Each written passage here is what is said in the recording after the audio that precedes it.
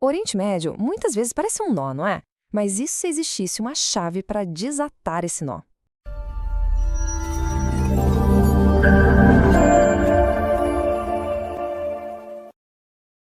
Nesta análise, é exatamente isso que a gente vai fazer. Vamos usar uma estrutura de 3 camadas para dar sentido aos conflitos e às alianças que moldam a região.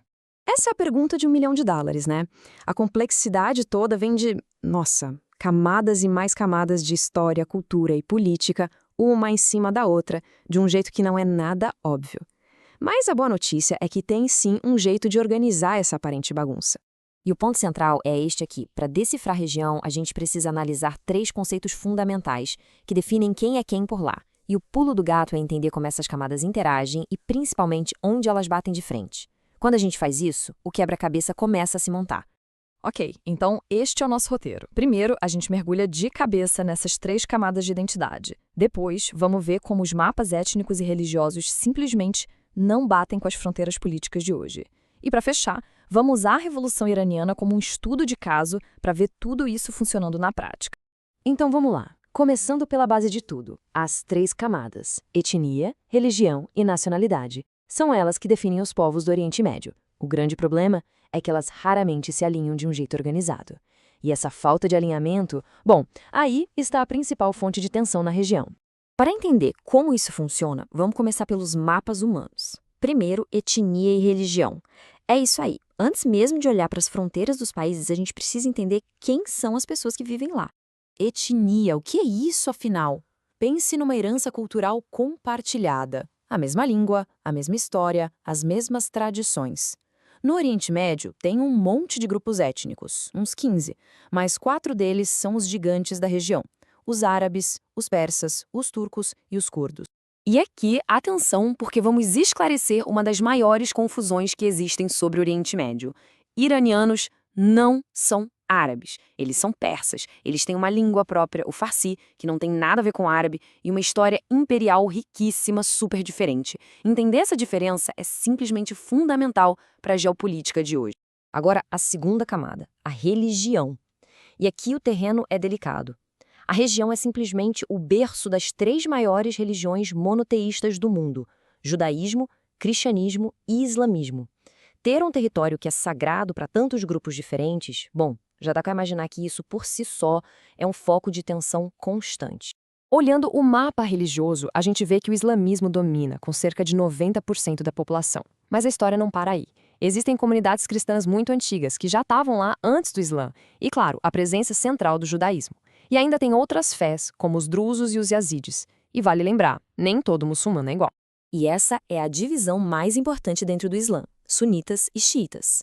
A diferença começou lá atrás, numa disputa sobre quem deveria suceder o profeta Maomé, mas com o tempo evoluiu para interpretações diferentes da lei e dos rituais. Hoje, essa divisão alimenta grande rivalidade geopolítica entre a Arábia Saudita, de maioria sunita e etnia árabe, e o Irã, de maioria xiita e etnia persa. Percebe como as camadas se cruzam? Vamos para a terceira camada, a nacionalidade. E é aqui que a coisa fica ainda mais complicada. Depois do fim do Império Otomano, as fronteiras dos países que a gente conhece hoje foram desenhadas em grande parte por potências europeias. O resultado? Umas linhas retas no mapa que ignoraram completamente os mapas étnicos e religiosos que a gente acabou de ver. Na teoria, um Estado precisa de 5 coisas para ser considerado um país: território, população, governo, soberania e reconhecimento internacional. Parece simples, né? Mas a falta de um único desses elementos é a razão pela qual alguns dos maiores conflitos da região existem até hoje. E isso ilustra o problema de forma brilhante. Os curdos são uma nação com língua e cultura próprias, mas o território deles está dividido entre 4 países. Isso os torna uma peça crucial nos conflitos da Síria e do Iraque.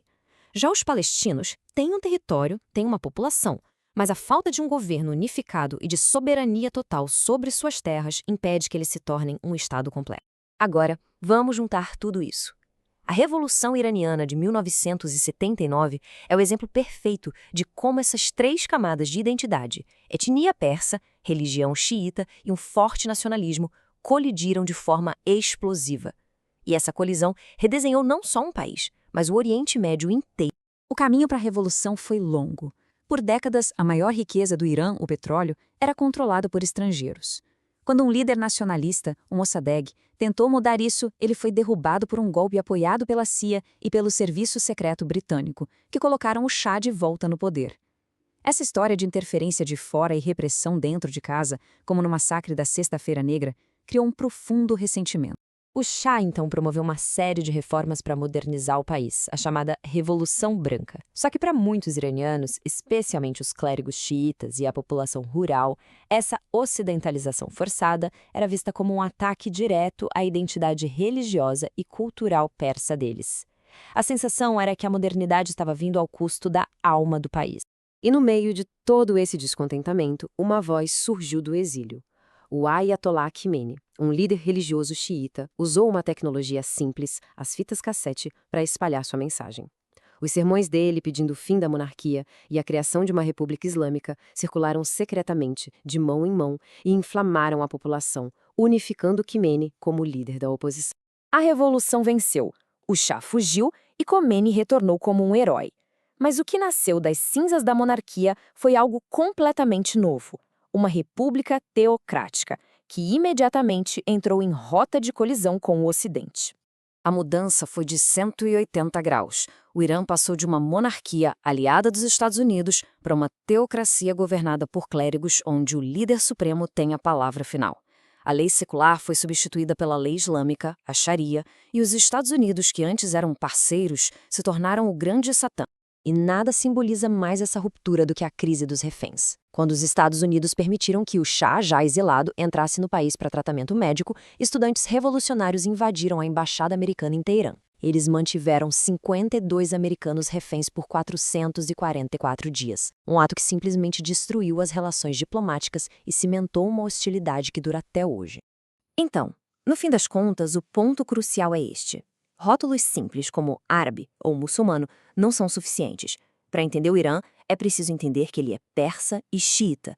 Para entender os conflitos, é preciso ver onde as linhas de etnia, religião e nacionalidade se cruzam e onde elas entram em choque. E isso nos deixa com a pergunta final. Quando olhamos para as tensões atuais no Iraque, na Síria ou no Iêmen, a gente pode usar essa mesma estrutura de 3 camadas para entender melhor as forças que estão em jogo. A questão que fica é onde mais essas falhas de identidade podem entrar em erupção e o que isso significa para o futuro da região.